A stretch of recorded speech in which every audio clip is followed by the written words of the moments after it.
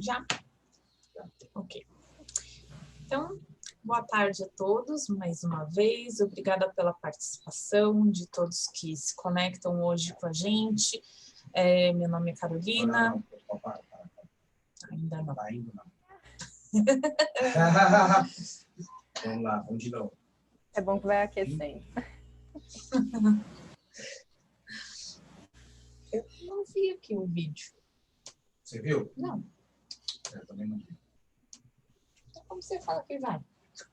Aqui tá aparecendo que tá ao vivo no Facebook já, na tela do Zoom. Ao vivo agora. Tá? Ok. Então, vamos. Boa tarde a todos. Obrigada pela participação de todos que se conectam aqui com a gente hoje. Meu nome é Ana Carolina, sou conservadora de materiais arqueológicos e etnográficos e também sou cofundadora do Instituto de Conservação e Restauro Pachamama. Vocês sabem que nesse momento nós temos cursos online de conservação e restauro em espanhol e em português. E sempre dizemos isso aqui nesses encontros de quartas-feiras, né? Mas mais do que um espaço de oferecimento de cursos, a gente quer ter aqui um espaço de intercâmbios entre profissionais e colegas de diferentes países da América Latina.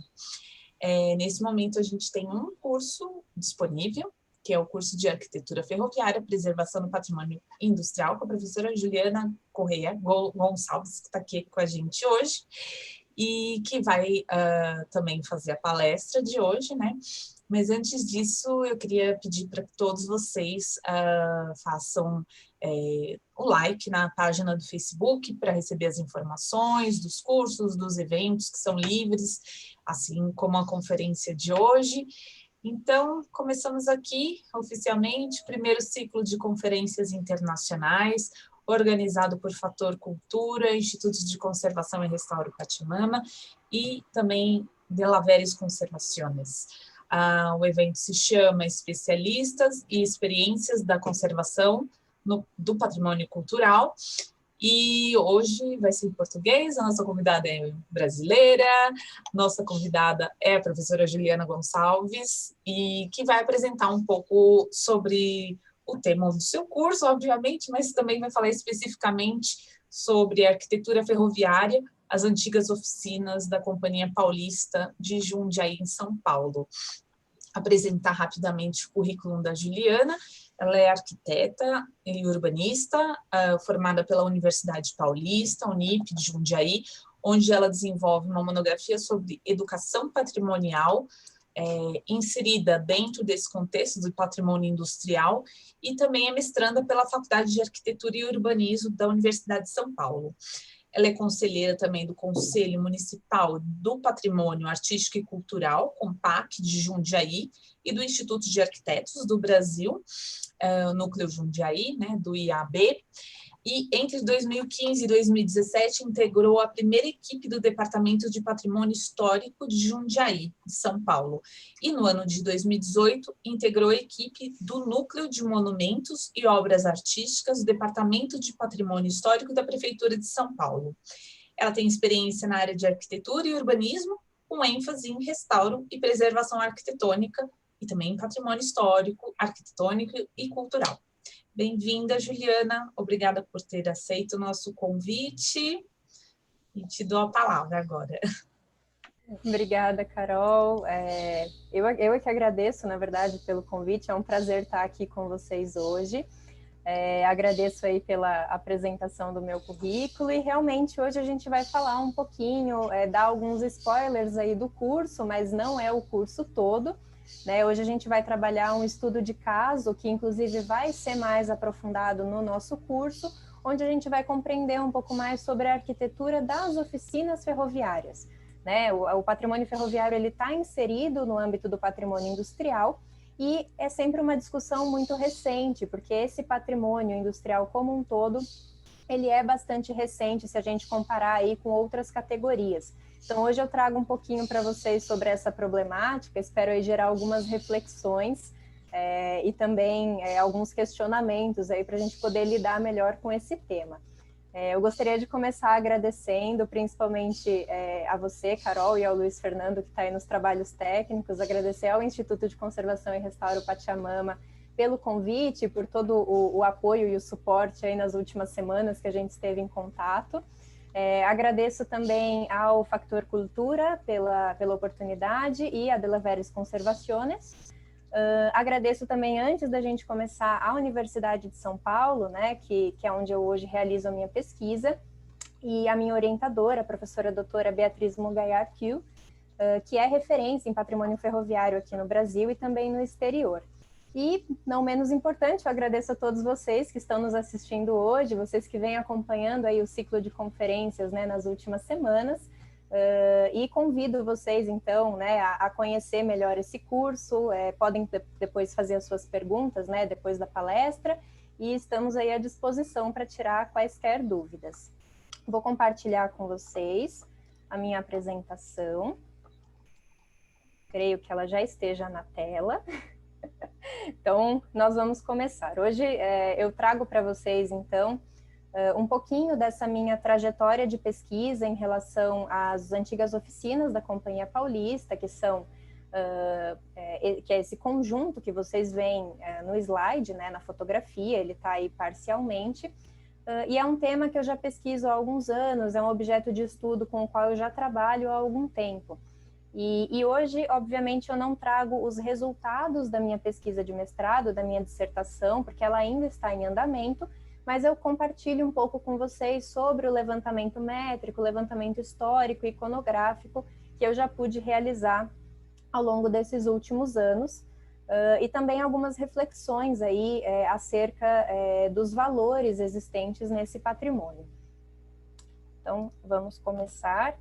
Bom, a Carol fez aí a apresentação breve do meu currículo, não vou me estender muito nisso, só realmente queria reforçar, né, que eu trabalho com essas oficinas da Companhia Paulista desde a graduação, e a minha pesquisa, ela gerou aí um trabalho final de graduação em que eu pude também trabalhar com a educação patrimonial, que também é uma vertente na qual eu atuo, na qual eu tenho algumas extensões universitárias, e nesses últimos anos, então, eu pude aprofundar um pouco a pesquisa sobre esse objeto de estudo específico.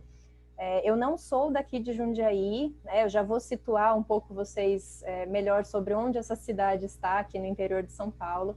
Eu sou natural da capital de São Paulo, mas eu moro aqui desde os meus 5 anos de idade, então eu pesquiso Jundiaí desde que eu me conheço por gente, e obviamente essas oficinas entraram nesse contexto. A minha dissertação de mestrado, ela se intitula A Matéria como Suporte do Tempo, Arqueologia Industrial nas Antigas Oficinas da Companhia Paulista em Jundiaí, e é com base nela também que o curso foi montado. Então, a gente vai trabalhar, além das próprias oficinas e da arquitetura delas, nós também vamos trabalhar a temática da arqueologia industrial como um método de leitura, e o inventário como registro. Então, tudo isso está na minha pesquisa e a gente vai poder trocar aí algumas figurinhas sobre esse tema para os possíveis interessados. Atualmente, além de conselheira, né, do Conselho Municipal de Patrimônio Artístico e Cultural de Jundiaí e do IAB, eu também sou professora e orientadora particular de alunos da área de arquitetura que estão em trabalho final de graduação. E aí, ao longo dos últimos anos, além dessas experiências profissionais, eu também pude passar um tempo na Espanha, estudando a questão do patrimônio como bolsista, e tenho aí algumas extensões universitárias também na área do restauro arquitetônico, e da educação patrimonial. Então, agora que vocês me conhecem aí brevemente, vamos entender onde está Jundiaí especificamente, né?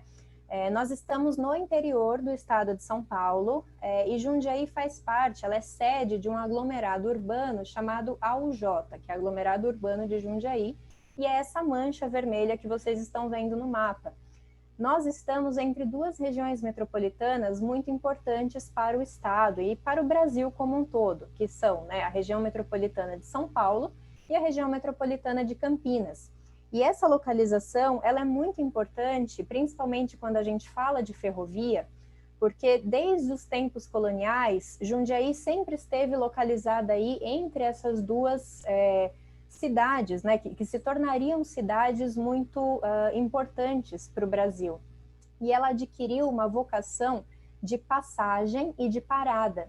E isso foi preponderante para a questão ferroviária, porque isso não passou despercebido, né? É uma localização muito estratégica que nós vamos entender aí ao longo da conferência como que ela foi necessária, né, para esse estabelecimento da linha férrea. Antes da gente se aprofundar um pouco mais na questão da ferrovia, do estudo de caso, eu só queria apresentar um pouco para vocês essa questão da escala, da dimensão do nosso objeto de estudo. Então, essa área marcada em laranja corresponde às antigas oficinas da Companhia Paulista, aqui na cidade de Jundiaí, e sempre que a gente fala de patrimônio industrial, e obviamente do patrimônio ferroviário, nós falamos de dimensões urbanas, nós estamos falando de áreas que são muito amplificadas em relação a uma ocupação prévia, por exemplo, uma ocupação colonial, como é o caso daqui de Jundiaí. Então, imaginem, né, sempre tenham essa reflexão de como foi impactante realmente a construção dessas estruturas nos locais em que elas foram colocadas. Né, tem uma diferença muito grande em relação ao que já existia, né, nesses locais consolidados quando essas estruturas chegaram. Então, é mais assim uma questão da gente tentar se colocar no lugar daquelas pessoas, né, de vilas que estavam se tornando cidades, e tentar imaginar realmente o impacto que foi esse tipo de construção. Aqui nós temos uma foto de 1908 que mostra aquela mesma fachada do primeiro slide das antigas oficinas, e nós podemos ver aí como que essa extensão horizontalizada, como que ela se expande, né? E ela quase que abraça essa colina histórica, que é a colina de ocupação colonial, a primeira ocupação da cidade de Jundiaí, está nessa área da colina que está atrás das oficinas. Então, realmente é uma estrutura de grandíssimo porte, ela tem uma escala monumental e é por conta, né, desse tipo de implantação que no início as estruturas ferroviárias e industriais em geral, elas foram de difícil aceitação pela população e por quem fazia ali os escritos da época, porque realmente é um impacto visual muito grande e que não parece se adequar muito à paisagem, parece algo que pousou ali, né, que caiu e pousou. Então, é um impacto visual realmente bastante grande.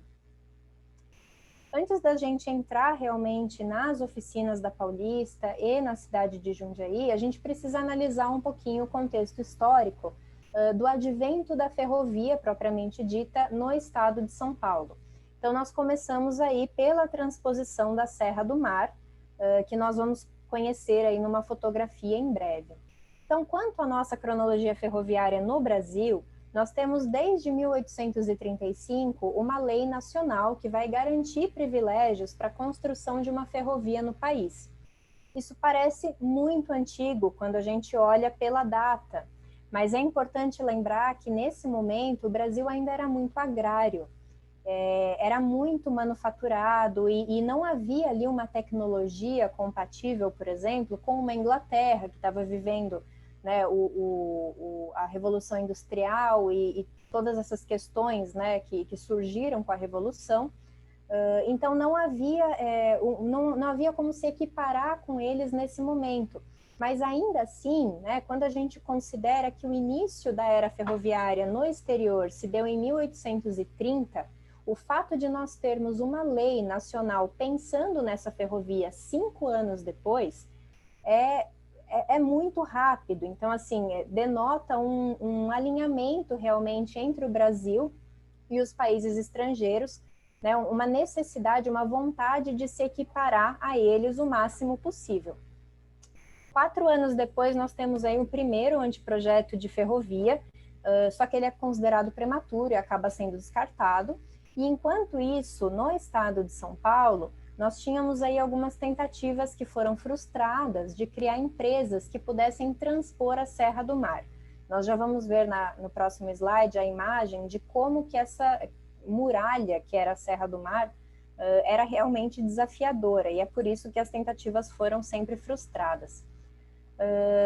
Em 1855, nasce a Companhia de Estradas de Ferro Dom Pedro II no Rio de Janeiro, e é um momento muito importante para São Paulo, que produzia café em grandes quantidades e que, obviamente, não podia ficar sem uma linha férrea que cruzasse o seu território, porque essa produção precisava ser escoada. Então, obviamente, o governo imperial tem ciência disso e um ano depois concede o privilégio de uma construção de ferrovia em São Paulo ao Barão de Mauá, que, para quem não conhece, é uma figura bastante importante, aí, bastante proeminente no nosso cenário ferroviário. Pelo incentivo, né, do Barão de Mauá e dos seus colaboradores, em 1859 nasce a São Paulo Railway, que é a SPR, em Londres, e é ela que vai ser responsável, em 1860, pela construção da linha que hoje nós conhecemos como Santos-Jundiaí. Essa é a imagem que eu comentei com vocês, que mostra essa barreira, essa muralha que realmente era a Serra do Mar. Então, imaginem, no século XIX, quase sem tecnologias ali que pudessem fazer essa transposição, como que foi realmente passar, né, do Porto de Santos, aqui embaixo, para essa mancha da cidade de São Paulo, que obviamente na época era muito menor, mas o desafio da topografia e do desnível ainda era o mesmo, né? Não sofreu aí grandes alterações, apesar dessa imagem ser de 2013, é uma imagem da tese da Denise Geribello, que também fala sobre patrimônio industrial, é um trabalho bastante interessante.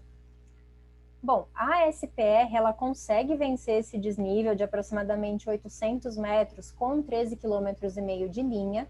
Eles optam pela bitola irlandesa, que é a de 1,60 m, e para quem não sabe o que é uma bitola, eu trouxe uma imagem explicativa aqui embaixo. A bitola é basicamente a distância entre os trilhos, tá? E eles vencem também esse desnível por conta de planos inclinados. Então, são linhas férreas inclinadas com 10% de inclinação para já conseguir fazer um pouco melhor essa transposição. 4 anos depois do início da construção, eles inauguram o primeiro plano inclinado e, por conta de toda a dificuldade, de todo o desafio, ela é considerada a maior obra de engenharia da época e, conforme vocês vão poder ver nas fotos, é muito impressionante, realmente esse título é válido, né? Mas, obviamente, tiveram dificuldades aí nessa transposição. E algumas por conta do próprio clima. Então, chove muito na Serra do Mar, e isso, obviamente, acontece até hoje, né? Uma questão geográfica, né? Climática, e isso levava a muitos deslizamentos. Também porque o terreno era frágil e rochoso, então era muito difícil também de fazer as fundações. Não haviam levantamentos nem mapas topográficos sobre o local, tudo precisou ser feito muito ali manualmente, né, de uma maneira assim, com reconhecimento dos próprios engenheiros. E na região não existiam muitas construções em pedra e tijolo. A maioria era de taipa de pilão, então não havia também como demolir as edificações do entorno para usar esses materiais. Eles tiveram que produzir seus próprios materiais na maior parte do tempo. Eram necessários cerca de 200 operários para assentar 1 quilômetro de trilhos apenas, e esses operários estavam sempre em perigo por conta da abertura dos túneis, das doenças tropicais, para as quais muitos não tinham anticorpos, para os próprios acidentes, né, de explosivos e equipamentos ali durante a obra, mas no final, apesar dos pesares, a obra realmente foi concluída. E uma coisa que ajudou a essa conclusão, né, que ajudou na transposição, foi a adoção do sistema funicular, que é um mecanismo que se utiliza de roldanas e cabos de aço, e esses cabos de aço ficam presos no material rodante, né, nos vagões, por exemplo. Então, enquanto um vagão está subindo, o outro está descendo. Dessa maneira, por meio do contrapeso, foi possível fazer essa transposição com um pouco mais de facilidade. Aqui nós temos algumas fotos da obra. Então, à esquerda, nós temos o reconhecimento inicial do terreno pelos engenheiros, tentando encontrar ali o melhor caminho para subir realmente esses trilhos. E à direita nós temos 2 planos inclinados inaugurados. Então foram feitos viadutos, foram feitas pontes, foi uma obra realmente muito impressionante, que tem uma estrutura também muito interessante para a época, né? A gente tem que sempre periodizar sobre o que nós estamos falando, então realmente é bastante impressionante. Nós temos à esquerda e acima esse mecanismo da roldana e do cabo de aço dentro de uma casa de máquinas. À direita é uma foto tirada do próprio plano inclinado, em que nós vemos as residências que foram construídas para os trabalhadores. E abaixo nós temos 2 túneis sendo construídos, um em tijolos e o outro em pedra, tanto aí no processo de construção como de inauguração.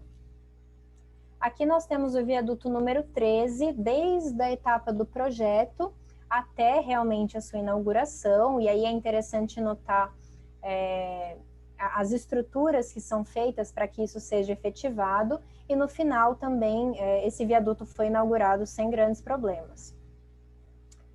Em 1866, então só 2 anos depois da inauguração do primeiro plano inclinado, essa linha chega até Jundiaí, até a cidade de Jundiaí, com 139 quilômetros. O tráfego só vai ser aberto em 1867, mas é interessante notar uma questão sobre o direito de preferência que a SPR tinha.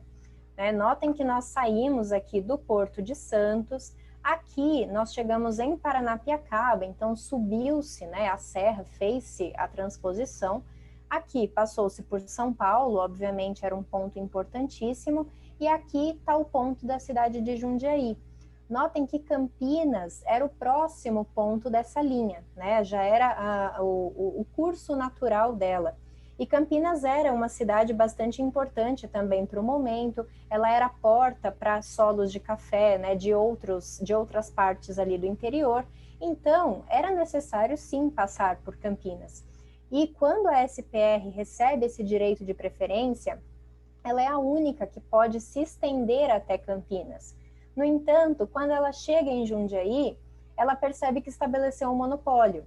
Então, ela é a única que estabelece um acesso do interior do estado ao Porto de Santos. Nenhuma outra linha vai fazer todo o trabalho que ela já realizou. Então, qualquer companhia que deseje escoar a sua produção até o porto, obrigatoriamente vai ter que se utilizar da linha que a SPR já criou. Então, nesse momento, ela percebe que chegou num ponto estratégico e ela desiste do seu direito de preferência até Campinas. E aí ela deixa uma porta aberta, porque outras companhias poderiam fazer essa ligação com a cidade de Campinas. E ela tem ali algumas percepções quando ela para em Jundiaí, né? Ela atinge o que era chamado de Boca do Sertão, né? Era como a cidade de Jundiaí era conhecida na época, porque ela era porta para o interior e ela era porta para os melhores solos de café também da região. Então ela vê um potencial ali, mas é um potencial que a gente precisa entender um pouco melhor. Então, por que parar em Jundiaí, né? O que era Jundiaí para o contexto da época? Primeiro nós precisamos entender que a decisão da SPR não foi aleatória, tá? A cidade de Jundiaí, apesar daquele momento, né, dela ainda ser uma vila, né, até o ano anterior, ela já tinha um grau de desenvolvimento, uma certa importância, e ela era muito conhecida pelo comércio de tropas. Então, por ser uma parada obrigatória e uma passagem obrigatória para quem ia para a Rota do Ouro, o comércio de tropas que era feito aqui era bastante conhecido na região.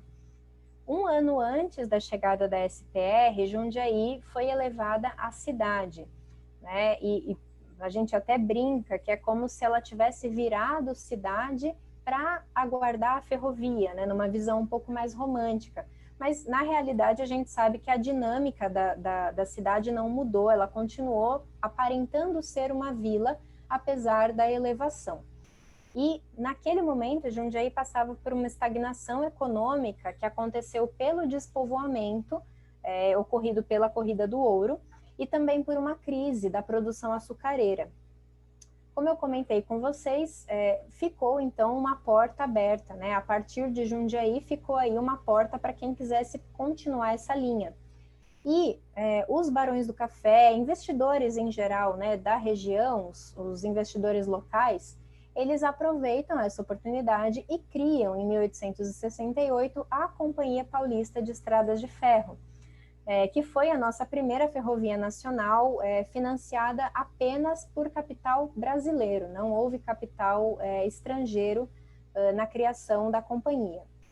Então, o trecho entre Jundiaí e Campinas é feito pela Companhia Paulista em 2 anos, inaugurado em 1872, e é na cidade de Campinas que a Companhia Paulista vai estabelecer as suas principais edificações no primeiro momento. Quando a gente fala de ferrovia, nós sempre pensamos em um complexo realmente de edifícios e todos têm que funcionar perfeitamente para que o funcionamento geral daquela companhia esteja correto, né? Esteja dentro do esperado. Então, nós precisamos, por exemplo, de vilas operárias, precisamos de depósitos, armazéns e de um edifício chamado Oficinas de Manutenção Ferroviária. As oficinas de manutenção, elas servem para reparar todo o material rodante dessa companhia. E, inicialmente, essas oficinas se estabelecem em Campinas, junto com os outros edifícios. No entanto, pelo próprio título, né, da conferência, a gente já tem aí um entendimento de que elas não permaneceram em Campinas, elas vieram em algum momento para a cidade de Jundiaí. Então, nós vamos entender por que e como que aconteceu isso. Elas permaneceram lá até 1890, que é um ano bastante crucial nos relatórios da companhia, em que nós percebemos que existia um interesse muito grande em sair de Campinas. E esse interesse estava muito voltado a se estabelecer em Jundiaí. Então, eu separei um trecho aqui do relatório, que tem essa intenção bastante descrita, e no final nós, inclusive, sabemos que o projeto já estava confeccionado. Então, eles já tinham um projeto arquitetônico, eles já tinham o terreno, eles estavam realmente só documentando essa intenção e fechando os últimos acordos, né? Mas não são só motivos, né, relacionados ao que nós vimos sobre Campinas, por exemplo, não ter uma área necessária, que tudo isso está escrito no relatório, né? Então, não são só esses motivos, existem outros que puderam ser mapeados aí ao longo desses anos de pesquisa, no qual a gente entende que, por exemplo, existia uma epidemia de febre amarela muito forte na cidade de Campinas naquele momento. Dizimou realmente a cidade, foi uma época muito difícil para os moradores. E considerando que a Companhia Paulista desejava uma certa expansão, você não vai expandir a sua companhia dentro de uma cidade que está sofrendo com uma epidemia. Jundiaí tinha áreas mais salubres e foi por isso que eles se voltaram para cá. A cidade de Jundiaí também tinha maior proximidade em relação ao Porto de Santos e Campinas era uma cidade considerada um pouco elitista. Então não havia muito interesse em acomodar essa massa grande de operários, né, que seria necessária para o funcionamento das oficinas. Mas um motivo, assim, realmente preponderante, que aparece em todos os relatórios e que nós temos aí dados, inclusive, um pouco mais quantificáveis, seria a questão da área ser insuficiente. Eles trabalhavam lá com cerca de 3.000 metros quadrados de área de oficinas, 20 locomotivas e 570 veículos. E eles desejavam dobrar esse número, e para isso seriam necessários 10.000 metros quadrados. Campinas não podia oferecer essa ampliação, mas Jundiaí podia, e tinha vários outros fatores interessantes para trazer essas oficinas para cá, e é por isso, então, que é feita essa transferência. Em 1892, as obras se iniciam com a preparação do terreno, e 3 anos depois nós temos aí já a inauguração de 145.000 metros quadrados de área construída, que é muito mais realmente do que eles desejavam, pelo menos do que está escrito nos relatórios. Nós não temos informações da própria companhia sobre a autoria desse projeto, mas essa foi uma questão mapeada pela mestre Tainá Silva, que tem uma dissertação sobre as oficinas de Jundiaí, e também fazendo ali as nossas próprias observações dentro do conjunto, chega-se à conclusão que a autoria foi do engenheiro civil e chefe da locomoção, Gustavo Adolfo da Silveira, que acompanhou toda a transição de Campinas para Jundiaí, e também, né, no conjunto ali, no conjunto ferroviário, nós temos essa placa que informa, né, que o projeto e a execução são creditados ao chefe da locomoção, e é por isso que, por enquanto, até o momento, ele é o melhor candidato para ser realmente o autor desse projeto arquitetônico. Quanto às diretrizes projetuais, nós também não temos isso muito claro, né? Na época não se trabalhava, por exemplo, com memorial descritivo, como nós temos hoje. Mas nós entendemos que são adaptações das instruções contidas em tratados de caminhos de ferro, franceses e belgas, que naquele momento ditavam esse tipo de construção. Aqui eu queria trazer uma comparação para vocês sobre o que esses tratados recomendavam que fosse feito nas oficinas e o que realmente foi efetivado, para mostrar como realmente tinha muita adaptação. Então, para as coberturas, elas era sempre necessário que elas fossem conciliadas com a função das oficinas. E se essas oficinas fossem de ajuste e reparo, elas deveriam ser com telhado em shed ou dente de serra, que no caso é essa foto que vocês estão vendo logo embaixo do texto. Como nós vimos já lá na primeira imagem, né, do slide, vamos ver ainda em algumas outras, todos os galpões adotaram essa conformação de cobertura, não só os de ajuste e reparo. Então, por uma questão de praticidade, foi feita uma adaptação aí que abrangesse todos os galpões, sem seguir muito à risca essa recomendação. Quanto aos pisos, recomendava-se betume, cerâmica, cimento ou terra compactada para áreas de baixa temperatura. E como nós vimos na primeira foto, nessa primeira foto do slide, né, essa que está em cima, logo abaixo do texto, eles cumpriram realmente essa recomendação em alguns pontos. No entanto, nós temos a foto de baixo com um piso em madeira, que não está sendo recomendado nos tratados, e que denota aí que, além dos próprios tratados serem consultados, eles tinham outras referências também. Quem faz essa análise é o Juan Canho Sanches, que também tem uma pesquisa muito interessante sobre o conjunto, e ele comenta sobre oficinas da Inglaterra serem visitadas por esses engenheiros. Então, havia um intercâmbio muito grande de informação, que muitas vezes não é documentado, mas que, quando a gente compara os estudos de caso, gera uma leitura aí que pode até, inclusive, virar uma referência, uma fonte, né, histórica para essa informação. Quanto à distribuição, nós temos nos tratados a recomendação de que seja feito um único e vasto edifício central com um eixo interno de comunicação, que é o que nós realmente temos na fotografia. Nós vamos ver aí pela setorização que o conjunto foi organizado dessa maneira. E nós temos aí externamente linhas de manobra e de acesso, que também era uma recomendação que foi seguida. Então nós vemos que algumas coisas são adaptadas, outras não, depende muito sempre da necessidade da companhia ferroviária, e isso é comum em outros casos também. Aqui nós temos a setorização desse conjunto pelo Adolfo Augusto Pinto. Ele é autor do livro História da Aviação Pública de São Paulo, muito interessante para quem pesquisa ferrovia em geral, ele resume muito essa questão.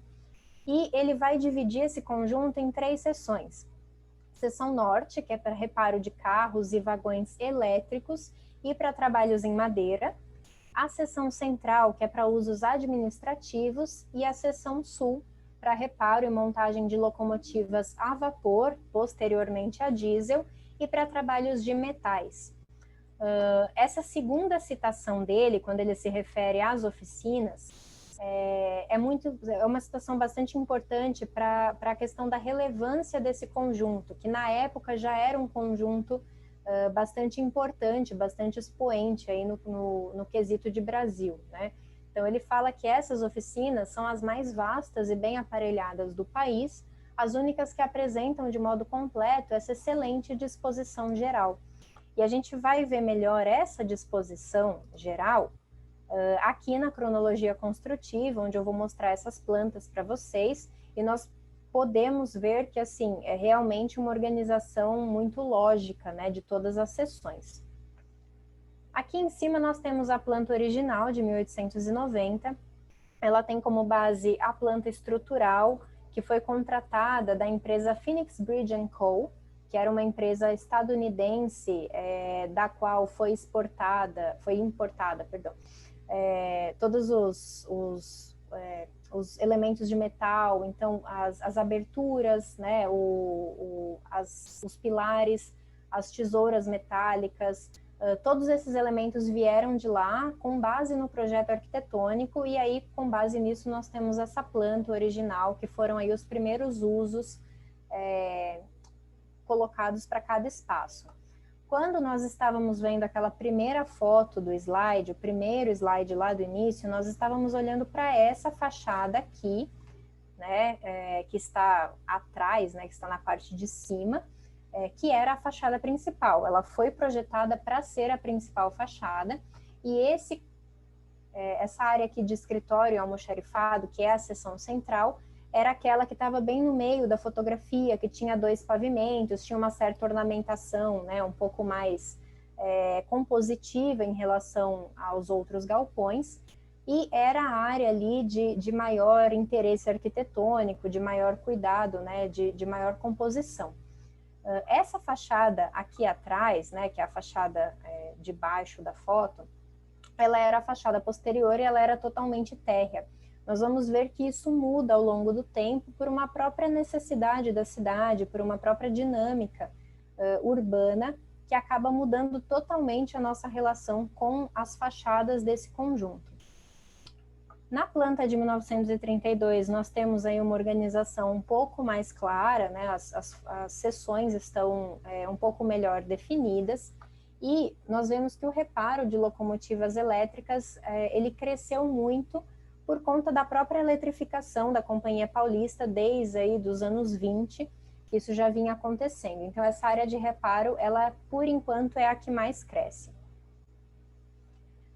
Gostaria de mostrar para vocês, acho que faltou só falar aqui na planta. Esse edifício que vocês viram na foto, que eu já vou explicar melhor, é esse volume aqui, que é feito, que é edificado, né, nesse período aí depois do início do século XX, e é um volume que ele vai ser criado mais ou menos com a mesma carinha daquele volume de escritórios que nós vimos na primeira imagem. Então, ele é um volume de 2 pavimentos, ele tem uma composição arquitetônica um pouco maior, e nós sabemos pela planta que ele é um volume de 2 andares, né? Que ele tem 2 pavimentos por conta dessa escada. Não faz muito sentido nesse momento, porque ele é uma adaptação do projeto original, e a gente sabe disso até pela escada estar externa. E já começa a mudar um pouco essa questão que eu comentei com vocês, da fachada principal não ser mais a fachada que tem a maior composição. Então, de repente, nós temos esse edifício aqui na fachada posterior, né, nos fundos, com uma preocupação estética muito grande. E notem que ele se diferencia também da mesma maneira dos outros galpões, por uma questão de ornamentação, né, e realmente de volume, ele se impõe muito mais. E aqui temos a escada, então, que eu comentei com vocês, é totalmente uma adaptação, tanto que ela cai no meio de uma janela, e hoje é bem visível a marca que ela deixou, né? Quando a gente visita o local, isso é bastante compreensível ali, a olho nu mesmo. Essa aqui é uma imagem tirada do mesmo ângulo, do mesmo ponto. Então, nessa foto aqui, nós estamos olhando para a seção sul, e nessa foto nós estamos olhando para a seção norte, basicamente do mesmo ponto. A pessoa estava no mesmo local. Essa foto é de 1954, e eu só trouxe ela para mostrar que toda essa área da seção norte, ela continuava sendo térrea. Então, o único edifício que nós tínhamos ali com uma maior composição era esse que eu mostrei para vocês, mas até 54, todo o restante da fachada permanece ali sendo térrea, sem grandes modificações. Bom, na planta de 1936 nós temos poucas modificações, a maior delas é a construção da escola ferroviária, e em 78 nós já temos a área total construída dessas oficinas, hoje elas têm essa mesma área, e nós vemos o quanto que o reparo de locomotivas elétricas cresceu, o quanto que a demanda pelos vagões elétricos cresceu realmente no Brasil como um todo, e isso acabou afetando, claro, o material rodante da Companhia Paulista. Então, a área de oficinas, obviamente, precisou também crescer. Ela vem aqui se juntar, né, com a Escola Ferroviária do Senai em questão de área, então a gente perde um pouco daquela noção de simetria, de um edifício único, ela perde um pouco desse equilíbrio. E aqui, esse volume, né, que está sendo ocupado pela área da seção de bilhetes, de suprimentos, de programação e do museu, esse aqui a gente vai ver melhor daqui a pouco, ele se tornou um elemento em U, uma edificação em U, que ficou com a mesma carinha daquele edifício que eu mostrei para vocês, que no caso é esse aqui com 2 pavimentos. Então, acabou que toda essa fachada foi modificada por conta dessa implantação, e isso denota a perda de contato com a outra fachada, que era a principal. Como a ferrovia foi se tornando obsoleta e a linha férrea foi perdendo ali a sua importância, a fachada voltada para a linha férrea, que foi projetada como a principal, perdeu a importância. E nós tivemos que fazer uma outra fachada na parte posterior, porque agora essa era a fachada principal. Então, nós vamos ver daqui a pouco como que isso ficou aí no final. Vou mostrar para vocês algumas fotos. Essa aqui seria a seção sul. Então, nós temos aí a ferraria, a tornearia e a oficina de montagem e reparo das locomotivas a vapor. As fotos de baixo, né, nós temos elas tiradas mais ou menos do mesmo ângulo. A segunda é da Ana Torrejais, que também tem uma dissertação de mestrado muito interessante sobre a história da técnica das oficinas. E nós vemos aí a diferença, né, tanto da questão da conservação, de como esse espaço foi se deteriorando ao longo do tempo, e a própria mudança das locomotivas, que aos poucos foram sendo substituídas pelo diesel. Aqui nós temos a seção administrativa, então a área de escritórios. E aqui nós temos a seção norte, mostrando aí um pouco dessas seções de reparo de locomotivas elétricas, do próprio pátio de trilhos, e abaixo como que esses espaços estão hoje. Então esse pátio maravilhoso, imenso, hoje ele está coberto por areia e brita e ele serve de estacionamento para o poupa-tempo, que hoje também se localiza no interior desse conjunto.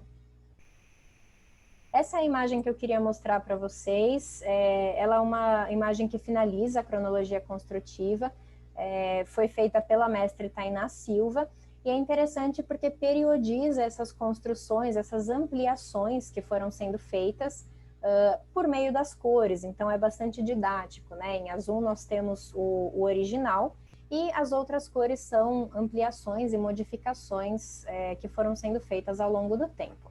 Esse aqui é o volume em U que eu comentei com vocês. Então, primeiro nós só tínhamos esse volume em verde, que foi o primeiro a ser edificado, e depois toda essa área aqui foi ampliada para se parecer com ele, para ter a mesma conformação.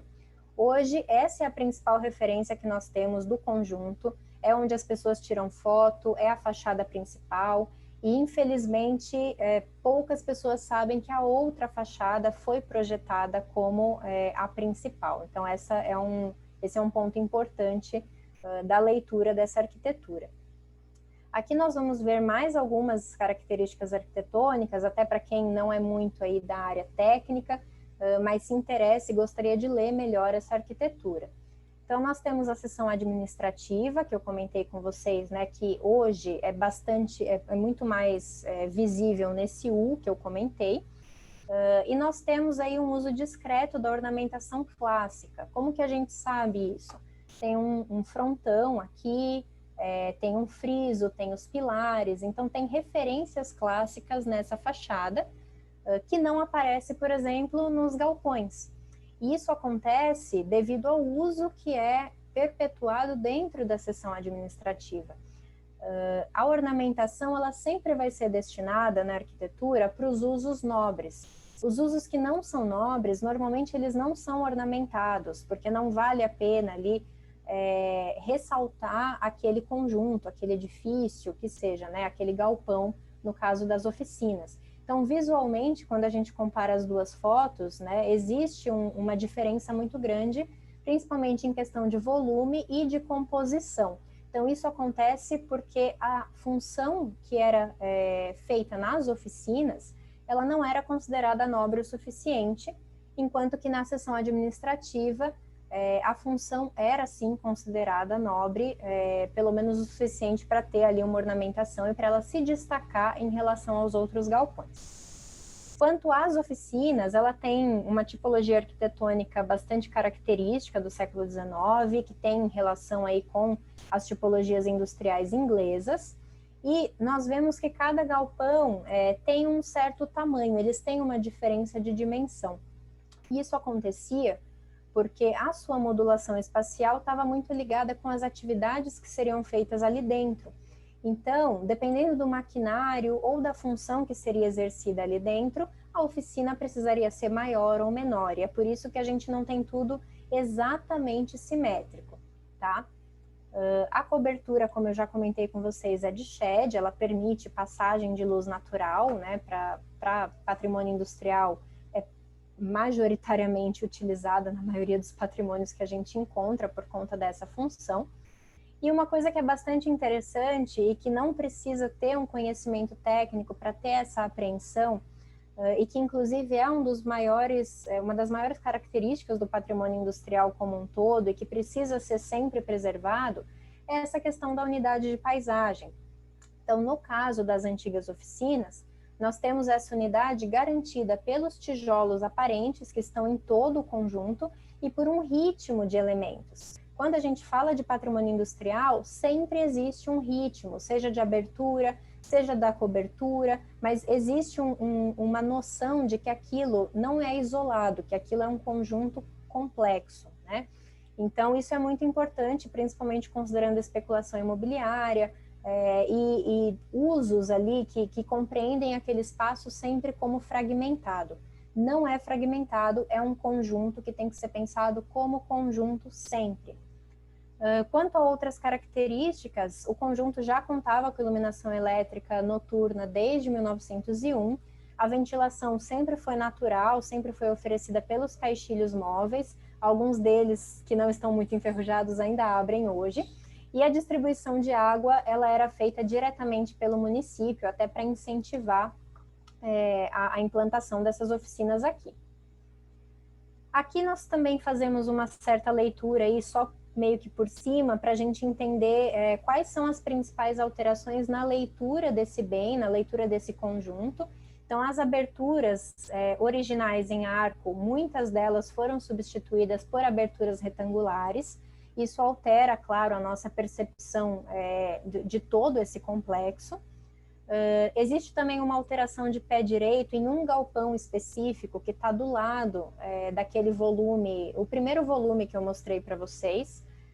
Existe uma alteração de pé direito que o Juan Sanches até mapeou aqui, a gente vê muito certinho na foto a linha do antigo shed e essa ampliação, né? Então, assim, é bastante visível essa marca que fica no edifício, e aqui a gente já está falando um pouco de arqueologia industrial, de fazer essa leitura do que o próprio edifício nos conta, né? Aqui ele está contando essa história. E uma das maiores modificações que teve, que com certeza alterou toda a nossa relação com esse conjunto, foi a modificação, né, dos antigos fundos em frente e da antiga frente em fundos. Então, hoje, as pessoas não têm mais nenhum contato com essa fachada da fotografia, e poucos sabem que ela foi a fachada principal, né, foi projetada para esse fim. Bom, agora a gente vai entender um pouquinho outros valores relacionados a essas oficinas, não só a arquitetura, mas valores sociais, valores de identidade, de memória.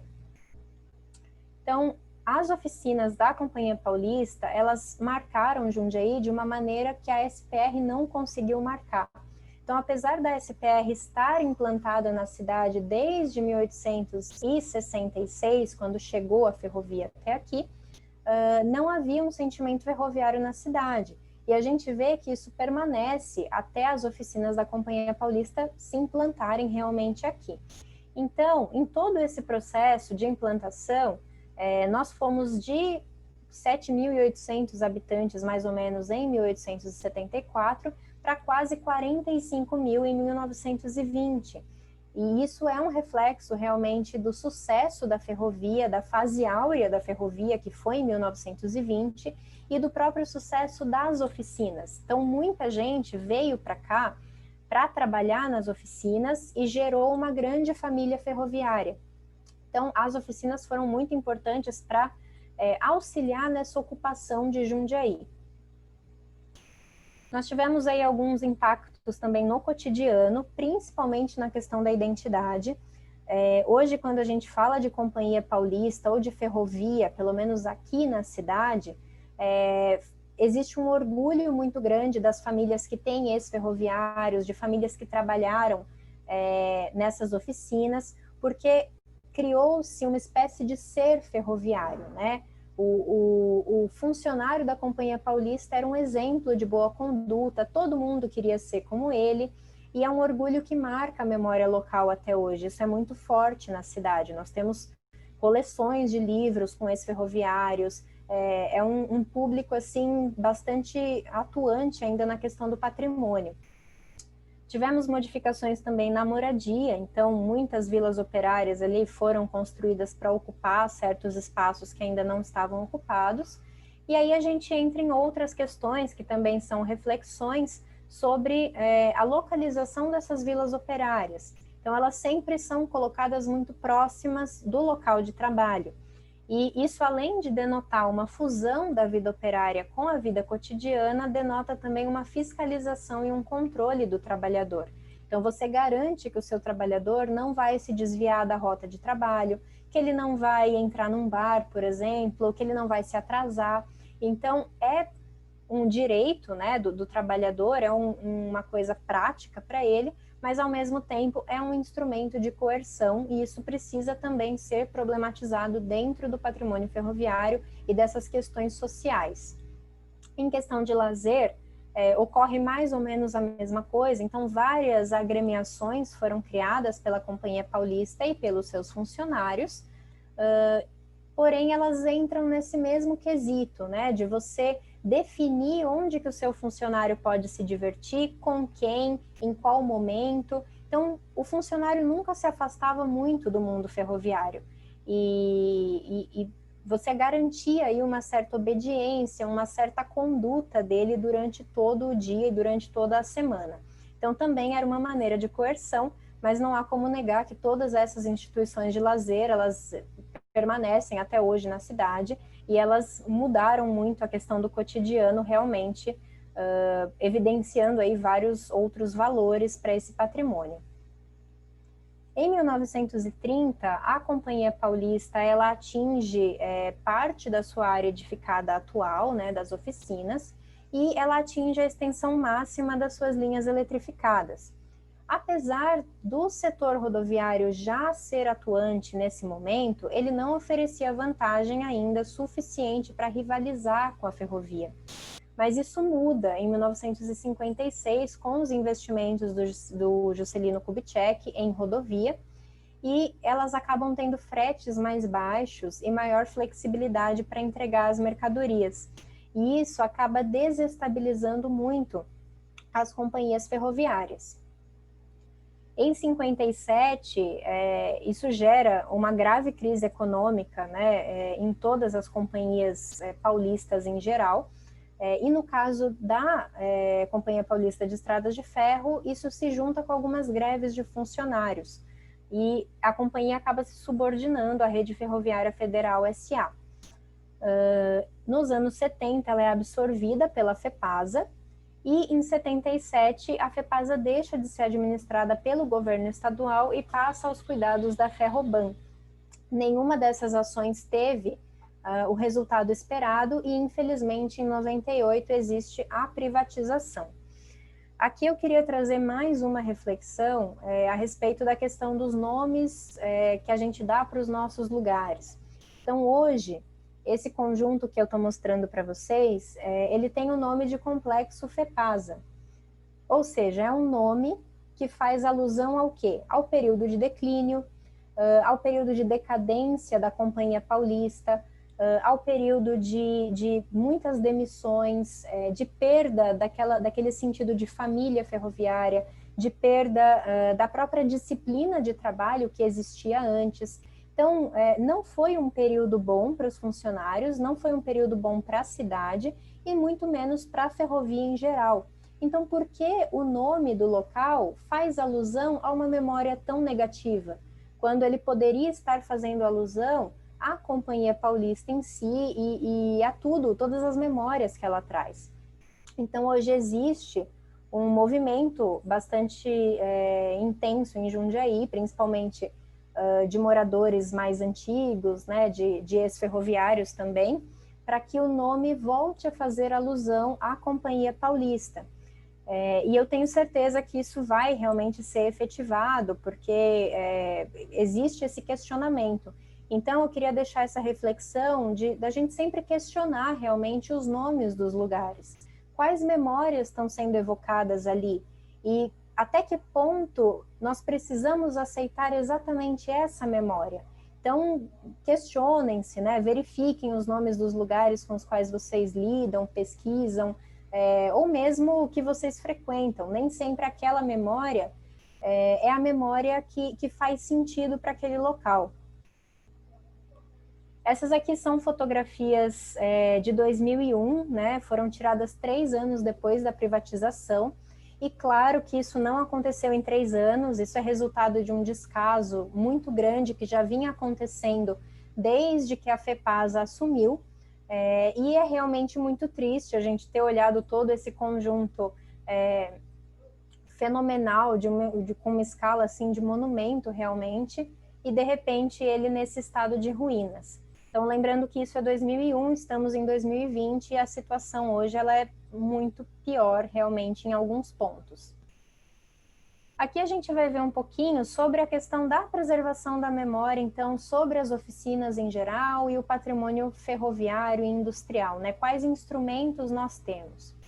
Em 79, a FEPASA, ela decide reunir o patrimônio de todas as companhias que estavam sob a sua tutela e fazer a exposição desse acervo. Para isso, ela cria o Museu Ferroviário Barão de Mauá, que em 95 se tornou Museu da Companhia Paulista, e que hoje se localiza ali no interior do conjunto, né, das antigas oficinas. Então, ele ainda está em funcionamento, inclusive convido todos aí a fazer uma visitação no momento pós-pandemia, porque existe um acervo bastante interessante lá, ainda que muita coisa tenha se perdido, eles conseguiram salvar alguns materiais. Nós temos documentos de preservação que podem auxiliar na leitura e na preservação desse patrimônio. Então, nós temos as cartas patrimoniais, como a Carta de Nijni-Tagil e os Princípios de Dublin, que ambos são documentos do TIC e eles oferecem diretrizes para leitura e para a conservação desse tipo de patrimônio, né, industrial e, obviamente, ferroviário, que está incluso no industrial. Notem que são documentos muito recentes, isso também é um tema que a gente vai trabalhar no curso, vai problematizar, tentar entender do porquê que tudo isso é tão recente, mas eles existem, eles estão aí para serem utilizados e é imprescindível que o profissional, o pesquisador, consulte esses documentos antes de intervir realmente ou levantar um bem industrial. Quanto aos estudos, os estudos de oficinas ferroviárias, eles estão bastante prejudicados, tá? É uma outra problematização que eu queria trazer aqui. Segundo um estudo do professor Eduardo Romero de Oliveira, do projeto Memória Ferroviária, só existem 3 oficinas ferroviárias protegidas pelo IPHAN. Dessas 3 oficinas, só as de Jundiaí são o foco da proteção, ou seja, Os outros 2 exemplares, eles estão inclusos num contexto de outros bens ferroviários. Só as de Jundiaí foram tombadas como oficinas mesmo. Infelizmente, na pesquisa, é um tema bastante negligenciado. Não existem muitas pesquisas sobre oficinas ferroviárias em geral. É um tema muito recente, de debate muito recente, e a gente viu como elas estão se deteriorando. Infelizmente, temas aí mais recorrentes são estações e vilas operárias, por exemplo. Existe um pedido de tombamento aberto pelo CONDEFAT desde 97, que nunca foi finalizado, esse processo permanece em aberto, mas nós temos um pedido de tombamento do IPHAN, que foi finalizado realmente em 2002. Então, desde 2002, esse conjunto ele é tombado em nível nacional por toda a sua importância para o Brasil como um todo. E durante o processo, em 2001, a Prefeitura de Jundiaí comprou esse complexo. Então, desde então, ela é a responsável por ele. No entanto, como nós vemos na foto à esquerda, essa foto é uma foto da seção sul, foi tirada em 2018 por mim, então assim, ela já está também um pouco pior.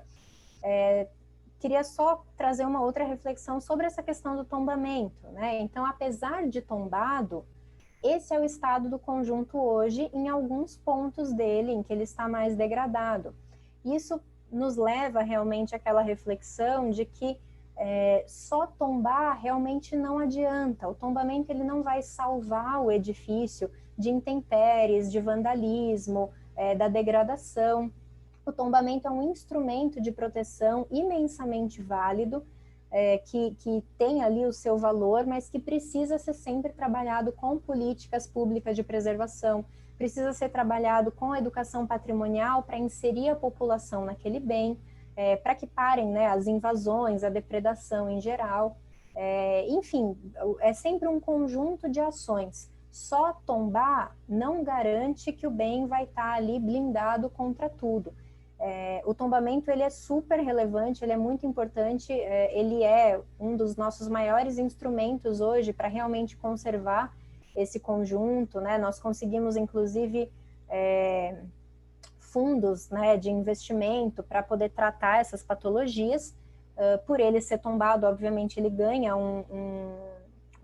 uma visibilidade maior, porém, a questão das políticas públicas é imprescindível para cuidar desse tipo de patrimônio em conjunto. Bom, quando a gente fala dos valores, né, sempre aparece só o valor histórico no tombamento. Isso está na notificação de tombamento das oficinas. No entanto, nós vimos aqui de maneira resumida, né, na palestra, que existem vários outros valores inerentes a esse tipo de patrimônio. Então, a contribuição dele para a sociedade em geral é indiscutível.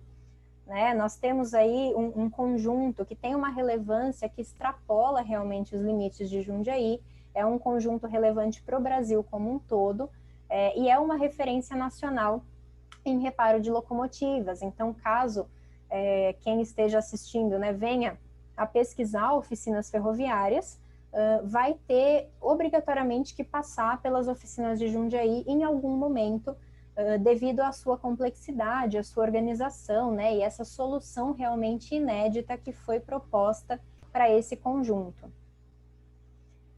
Bom, para a gente finalizar, eu trago algumas sugestões de como a gente pode ajudar na conservação desses bens, né, sejamos nós técnicos ou não. Mas lembrando que esse patrimônio ele é de todos nós, ele pertence a todos nós e ele conta a nossa história. Então é imprescindível que ele permaneça para as próximas gerações, para que ele continue contando a história por si mesmo. Então, sempre participe, conheça as políticas de preservação da sua cidade, os órgãos municipais de proteção que existem, né, na sua localidade. Participe de eventos sobre patrimônio, como esse em que nós estamos hoje, e vários outros que estão sempre aí ocorrendo. E incentive, claro, todas as atividades que envolverem educação patrimonial.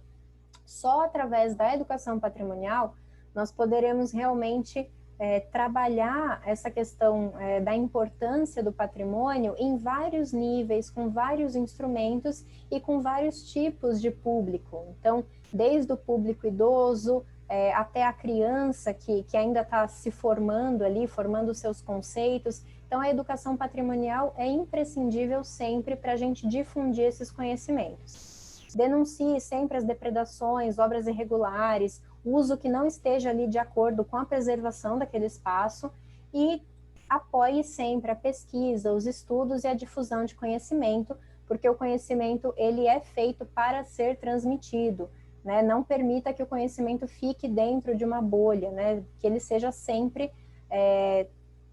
transmitido a todas as pessoas interessadas ou não, mas que seja sempre um conhecimento acessível. Eu deixo aqui uma sugestão de filme para quem se interessou pelo objeto de estudo. É um filme institucional das oficinas, em 1929. Ele está no YouTube. São 15 minutinhos ali e a gente vê com bastante clareza a arquitetura desse espaço, o funcionamento e alguns elementos que a gente acabou perdendo, como, por exemplo, as chaminés, que hoje não existem mais. Então, é um documento histórico bastante interessante. Aqui tem as minhas referências, eu posso passar com mais calma depois para quem se interessar. E, por fim, deixo, então, o meu contato. Quem quiser aí tirar dúvidas fora do espaço da palestra, quiser conversar comigo sobre o tema, enfim, se quiser saber um pouco mais sobre o curso também, trocar aí algum material que seja interessante, estou disponível. Fiquem à vontade para entrar em contato. E eu gostaria novamente de agradecer o espaço, de agradecer a atenção de vocês, dizer que foi um prazer estar aqui e falar sobre um objeto de estudo que eu amo tanto. É sempre um prazer poder trazer esse tema para discussão. Então, muito obrigada e agora eu passo a palavra aí para a Carol. Acho que eu vou parar aqui o compartilhamento para a gente se ver melhor. Obrigada, Juliana. É incrível, né? A gente fala desse tema e ele realmente é bastante apaixonante, né? As pessoas que gostam, gostam mesmo. E aí a gente recebeu algumas mensagens, né, perguntando do seu curso, mas a gente percebe que é um tema que envolve muito a memória, né, das pessoas, memória cultural, patrimonial, enfim. Aqui no Facebook, por exemplo, a Alessandra Baltazar, não sei se vocês já são colegas, né? Ela é arquiteta, especialista em patrimônio, graduando em museologia, trabalha no museu que funciona na antiga Estação Mogiana em Batatais, também está aqui participando com a gente. Deixa eu ver mais participações. A Geisa também colocou que em Santos Dumont eles têm a oficina quarta, depósito, restaurado e adaptada para o campus do IF Sudeste, Minas Gerais. Hoje funcionam salas de aulas, laboratórios, que é um lugar muito bonito, tombado também pelo IFAM, né? Então, a gente consegue ver como esses espaços, por vezes, bem cuidados, né, conseguem ser recuperados e ganhar outros significados, né? Eu queria te fazer só uma observação, né? Até no documento do seu curso, como justificativa, você coloca que o patrimônio industrial, à primeira vista, ele pode ser até uma agressão à paisagem, né? Ele é muito bruto, as estruturas de ferro e tudo isso, né?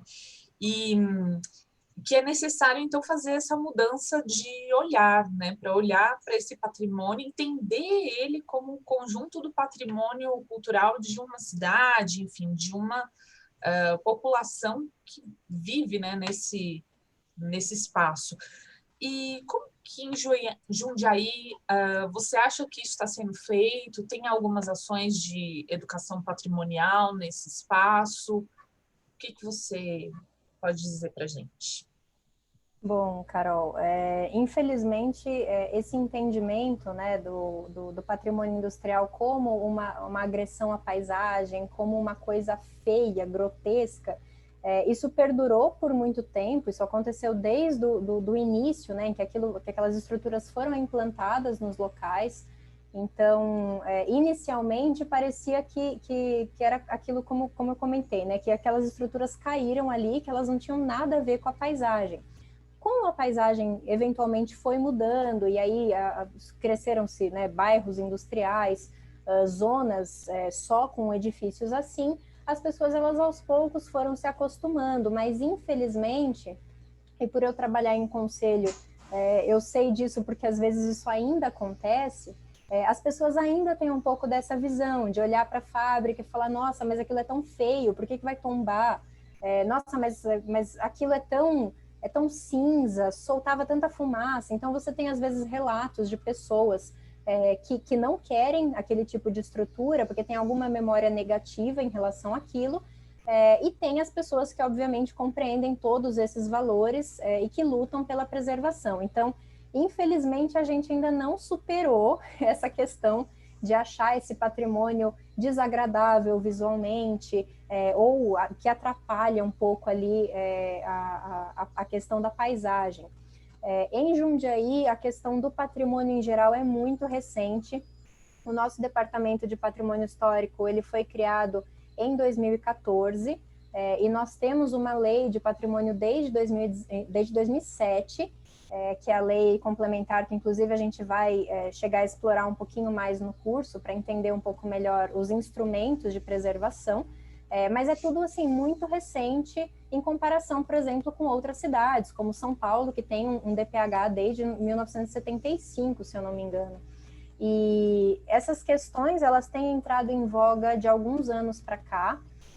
Antes disso, não se discutia muito, a gente teve aí ações de associações, né, de agremiações locais, como esse pedido de tombamento que foi feito pela SOAFA, que era uma associação de amigos do patrimônio.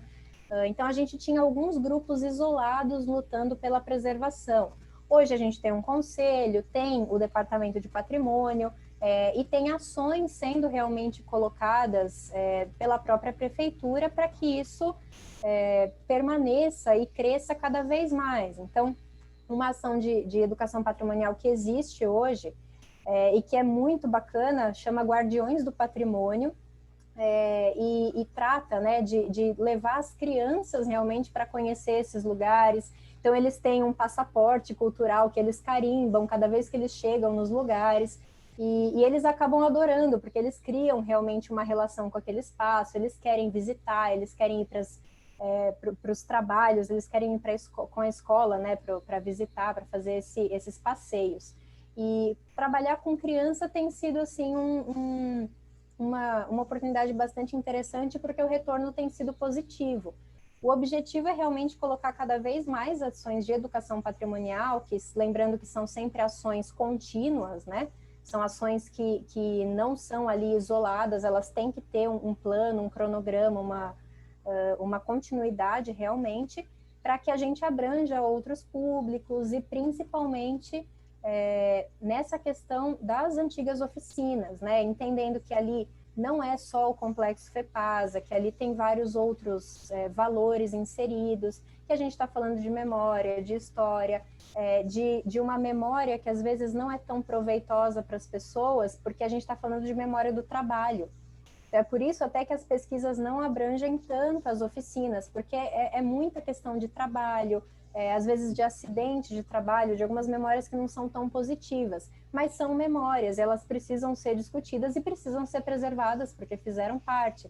Então, creio que precisemos ainda de algumas ações nesse sentido, mas já existe um cenário patrimonial sendo montado aqui, com eventos, né, e a oportunidade também de estar trazendo isso para a conferência de vocês, para nós é uma honra. Eu fico realmente muito contente de trazer isso para a discussão.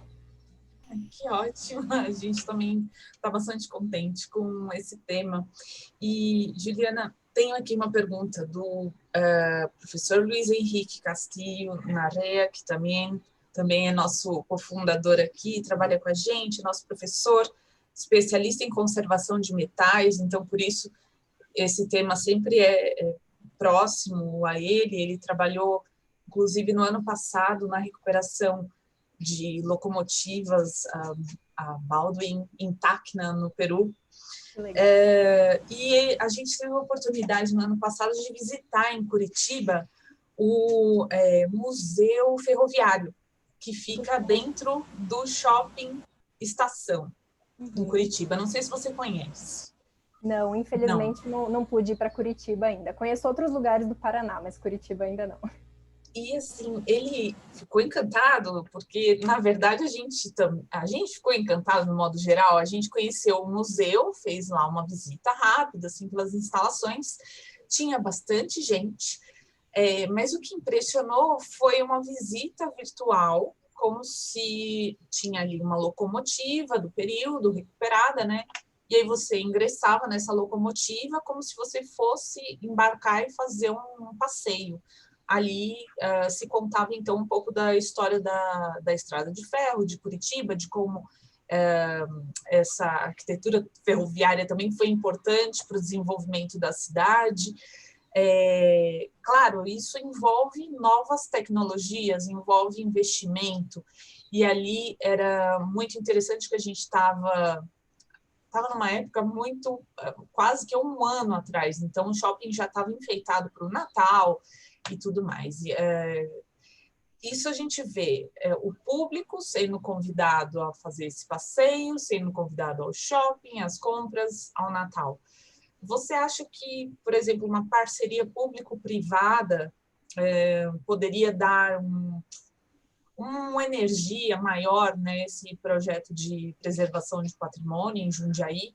E se vocês poderiam também utilizar essas novas tecnologias para fortalecer esse sentimento ferroviário, né, nas crianças, até que vocês estão conseguindo fazer essas ações hoje em dia com elas? Eu diria até que o público-alvo com a tecnologia não seria nem a criança, né? Porque a gente vê o pai levando a criança e aí fala que eu estou levando por causa do meu filho, mas na verdade é ele que está mais animado. Então, nós temos adultos aí com as crianças internas deles bastante animados para participar. Eu acredito que parcerias sempre são bem-vindas. Eu hoje trabalho muito com parceria. Eu acredito piamente que a gente nunca faz nada sozinho. Sempre tem uma gama de outras pessoas por trás para que tudo seja realizado.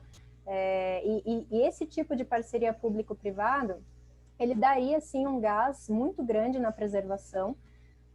Eu não sei exatamente até que ponto e quais seriam essas parcerias, né? Porque com essa questão das eleições e tudo mais, o pessoal ali deu uma pausa, né, na questão do DPH e dessas ações, mas eu tenho certeza de que o número de interessados é muito grande.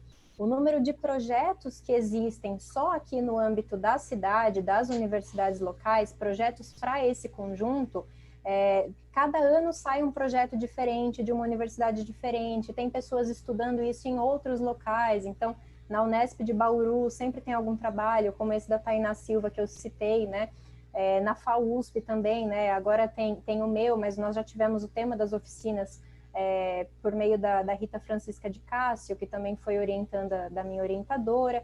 Então, é um tema que ele está crescendo aos poucos, mas precisa ser mais aprofundado. Então, essas parcerias, eu tenho certeza que elas dariam realmente uma fundamentação ali melhor e colocariam em prática muitas das ideias que nós muitas vezes temos e que nós não conseguimos por questões financeiras e outros bloqueios aí que existem, né, da burocracia em geral. E eu sou suspeita para falar de tecnologia, porque eu particularmente não lido muito bem com ela. Eu fico um pouco perdida, mas eu sei que ela é realmente um instrumento em potencial que nós temos, principalmente para trabalhar patrimônio. Eu tenho várias referências de restauro, inclusive de outros locais, em que, por exemplo, não precisou ser feito a reconstrução de um edifício, porque existia ali algum tipo de realidade virtual ou de programa realmente que levava a pessoa a uma imersão. Então, eu acho que é realmente isso, você proporcionar possibilidades das pessoas imergirem naquela memória, vivenciarem aquilo, porque todo mundo quer vivenciar, a gente vê isso nas estações ferroviárias que ainda funcionam. Recentemente eu estive em Campos do Jordão e assim, os passeios de trem estavam lotados por 3 dias, você não conseguia comprar, então as pessoas gostam muito. E existe uma questão da memória ferroviária que está sendo resgatada nos últimos anos e que é muito positiva tanto para o turismo, desde que ele seja feito de maneira consciente, quanto para o próprio patrimônio. Então, é uma parceria que poderia ser feita sim. E, enfim, tenho aí inúmeras ideias de aplicativo, de coisas que a gente podia estar realmente colocando em prática, porque a gente precisa usar a tecnologia ao nosso favor e ela é um meio de difusão também dessas informações para outras pessoas que não podem, às vezes, ir para um centro de memória, que não vão ficar fazendo uma pesquisa de mestrado, porque não é o foco delas, mas pela tecnologia você difunde isso de maneira mais democrática a quem tem esse acesso realmente. Sim, que interessante. Bom, tem aqui uma colaboração da Alessandra Baltazar, ela diz que a partir da Lei 11.483, de 31 de maio de 2007, que atribuiu ao IPHAN a responsabilidade de receber e administrar os bens móveis e imóveis de valor artístico, histórico e cultural oriundos da extinta rede RFFSA, todas as ferrovias do Brasil são consideradas patrimônio, mesmo não sendo tombadas. É isso mesmo? Sim, o IPHAN ele tem um trabalho de levantamento ferroviário bastante interessante.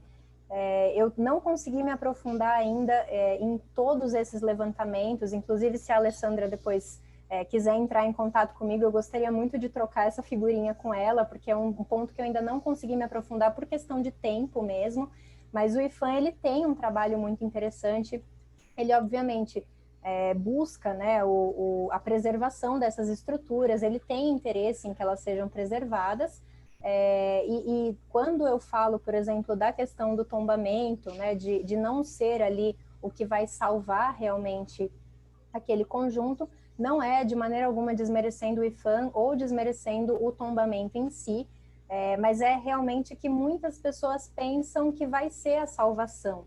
E a gente vê um pouco desses mal entendidos, né? Até no próprio conselho daqui de Jundiaí, de pessoas entendendo que o tombamento, por exemplo, congela, com alguns entendimentos errados que precisam ser desmistificados. Então, é mais nesse sentido, né? Da gente não colocar todas as nossas esperanças realmente em um instrumento, mas de trabalhar sempre em conjunto com várias outras questões. Mas o trabalho do IPHAN nos últimos anos, considerando a extensão desse patrimônio ferroviário e de tudo que realmente ficou, né, para eles como legado, é um trabalho bastante admirável que eu particularmente gostaria de conhecer mais. Legal, então espero que depois vocês troquem figurinhas. Alessandra, me chame aí, me adicione, fica à vontade. A Elaine Cordeiro também deixa aqui uma colaboração, que é sempre gostoso participar e saber um pouco mais sobre a memória de Jundiaí, né? Para mim, a discussão sobre o patrimônio industrial de Jundiaí é tão importante que conversas como essas tinham que acontecer o tempo todo, a gente também acha. Para as pessoas aprenderem a importância de todo esse patrimônio na memória coletiva e na identidade da cidade. Conhecendo a história e a importância, certamente elas vão amar, se engajar no tema. E Jundiaí, não só Jundiaí, né? Todo mundo só tem a ganhar com isso. Bom, tem muito mais gente aqui te parabenizando pela palestra, agradecendo. Também deixo aqui os nossos agradecimentos a você, Juliana, por tão didática palestra, né? E por despertar na gente esse sentimento saudosista aí pela memória ferroviária. E também deixo aqui o convite a todos, a gente ainda tem vagas abertas para o curso da Juliana, começa na próxima semana, vai ser uma aula todos os dias, a gente vai se ver de segunda a sexta, das 7 às 9 da noite, e tenho certeza que vai ser um encontro bastante promissor, a gente vai aprender bastante com você, Juliana. E também queria convidar a todos para participarem não, né? Para assistir, porque essa altura do campeonato, acho que já todo mundo participou do sorteio para uma vaga do seu curso, tá bom? Então, eu vou tentar aqui, porque sempre é uma missão fazer esse sorteio acontecer ao vivo. Eu sempre passo vergonha. Mas vamos lá, essas são as tecnologias. São as tecnologias. É que não adianta, tem que ter uma habilidade aí para mexer com tecnologia, que eu particularmente nasci sem, mas eu estou me esforçando bastante, então, quem sabe, né? É a habilidade dos jovens, né? Eu não sei agora... Eu deveria ter essa habilidade, mas meu espírito é velho, então não sei. É difícil, né? Não, e quando também começou essa... Eu não era, e nem sou, né, ainda, uma pessoa de Instagram. A gente começou a mexer no museu, até hoje eu não entendo como é possível fazer algumas coisas ali. Mas tudo bem, vamos tentar. Eu tenho a janela aqui aberta, só que agora meu computador está todo travado. Eu ia fazer ao vivo. Eu vou parar de compartilhar. Para mim, particularmente, não estava compartilhando nada. Oh, que interessante. Vamos lá. Eu só vou abrir aqui a tela da postagem que a gente tem. Então, para eu pegar o link certinho. E isso é um tempo. Quem não participou, corre lá e participa, gente. Porque aqui a sorteadora é sempre lenta. Só fazer um comentário enquanto isso. A Alessandra, inclusive, comentou aqui sobre a arqueologia da arquitetura, né? E a gente vai tratar também desse tema no curso, vai explorar um pouquinho mais esse tema da arqueologia, principalmente da arqueologia industrial, mas parte das referências do curso também tem a arqueologia da arquitetura como base, e compreender como que a gente pode realmente unir esses campos, considerando que a tratativa do patrimônio como um todo, né, e também do patrimônio industrial, que ela tem que ser sempre uma tratativa multidisciplinar, com várias pessoas de várias formações envolvidas, né, sempre buscando aí essa preservação. Então, achei interessante aqui o comentário dela. Bati o olho em arqueologia, falei, olha, preciso comentar. É verdade. Eu ainda estou abrindo aqui o meu... Google, sei lá o que, travou completamente. Mas eu acho que deve ter também, né? Acho que com o avanço das técnicas também de diagnóstico de conservação, muitas análises não destrutivas, né? Para se fazer uma intervenção nesse patrimônio industrial, né? Eu não sei se você vai tratar disso assim, no curso, mas, enfim... Eu trabalho com uma linha da arqueologia industrial que ela é uma linha não invasiva. Então, assim, é uma linha de análise parietal. Você só... É uma coisa, assim, bastante romântica, meio hippie. Você tem que ficar parado ali na frente, o edifício te conta as coisas, né? Tem que ter um pouco mais... Tem que ter uma sensibilidade, assim, para entender, senão eu pareço meio maluca. Mas é um tipo de análise em que você realmente bate todas as fontes, né? Você bate as fontes documentais, os levantamentos métricos, o que você tem de desenho técnico, por exemplo, e o que o próprio edifício conta. E é curioso, porque parece bobagem, né? Mas quando você para na frente de uma parede, por exemplo, ela conta muita coisa. Então, são essas estratégias de leitura que a gente também vai trabalhar no curso, e aí eu gostaria também que as pessoas trouxessem as suas próprias leituras, né, para a gente poder também trocar figurinhas no curso, se possível. Que legal. Eu espero que agora vocês estejam vendo o compartilhamento. Agora sim. Então, vamos lá. Já deixei aqui no esquema o link da promoção, vamos validar o link. Sempre acontece ao vivo. Olha, ele fala que não é válido. E eu testo antes, eu faço a simulação antes, mas ele faz o quê? Me faz passar vergonha ao vivo, claro. Acontece. Ao vivo é sempre assim. Sim. É bom que dá tempo das pessoas se inscreverem. Vamos ver se tem mais gente aí se inscrevendo. Eu vou fazer de novo, gente. É incrível. Toda vez. Mas tá bom. Tirar Oi, isso. Carol. Oi. Eu vou aproveitar, então, vou agradecer aqui as pessoas que participaram com comentários, a Cristina Pontelli, Sim. a Juliane Petri, a Liliana Quimbaya desde Colômbia, muitas graças por sua participação. Cristiane Maria Patrice vai participar de um curso nosso. Sim. A Joana Isabel, também já conhecida da gente. A Geisa Soares, com bastante participação. A Alessandra aqui, não esquece de entrar em contato com a Ju. Quem mais que participou? Luiz Henrique Castilho, beijos. Olha, senhor Luiz, você colocou um assunto aqui muito legal, porque está bem na voga aqui em São Paulo, as parcerias público-privadas. E tá pronto, Carol? Eu vou sortear antes que o negócio fuja de novo. Então, tá aqui a publicação.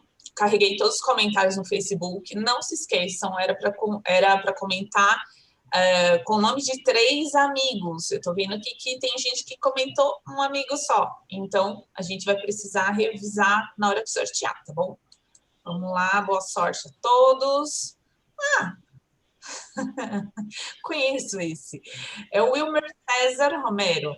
Vamos ver o comentário. O Wilmer é um aluno nosso, está fazendo um curso, ele é do Peru. Tá aqui, ele marcou 3 pessoas. Opa. Ai, meu Deus. Deu para ver, Carol. Deu? Deu, sim, deu. sim. Ó, uma, tá tudo duas, certo. 3. 3 pessoas, a nossa publicação. A gente vai conversar com você depois, tá bom, Wilmer? Bom, é isso. E deixo aqui o convite a todos também, se alguém ficou com vontade, não foi sorteado, conversa com a gente está com bastante flexibilidade para deixar esses cursos todos acessíveis. Eu acho que é um momento difícil que a gente está vivendo agora pela pandemia, então a gente quer dar possibilidade a todos para ter acesso à educação, formação, fazer os cursos livres, né, e conhecer também um pouco o nosso trabalho que a gente tem feito. E é isso. Obrigada a todos. Boa tarde e até a próxima.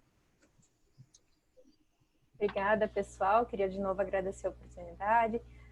Graças a todos, né? Eu sei que tem gente aí de fora assistindo.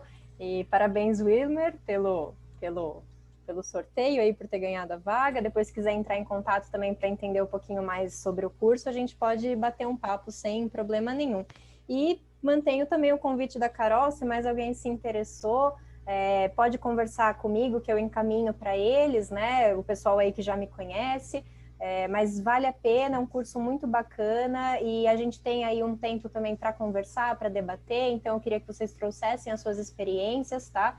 Não acredito em conhecimento sendo transmitido, eu sei tudo e vocês não sabem nada, então a gente vai trocar realmente conhecimento, tá? De maneira horizontalizada aí, a lá Paulo Freire. Então, muito obrigada pela oportunidade e espero que estejamos em breve aí juntos. E até semana que vem. Uma semana já, né? Deixei o nosso WhatsApp aí nos comentários do vídeo de hoje. Então, a gente está aqui esperando receber esse contato de vocês, tá bom? Tchau, gente. Obrigada a todos. Boa tarde e até a próxima. Tchau, tchau. Tchau, tchau. Tchau.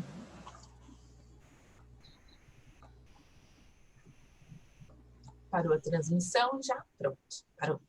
E aí, Juliana, gostou? Gostou? Nossa, muito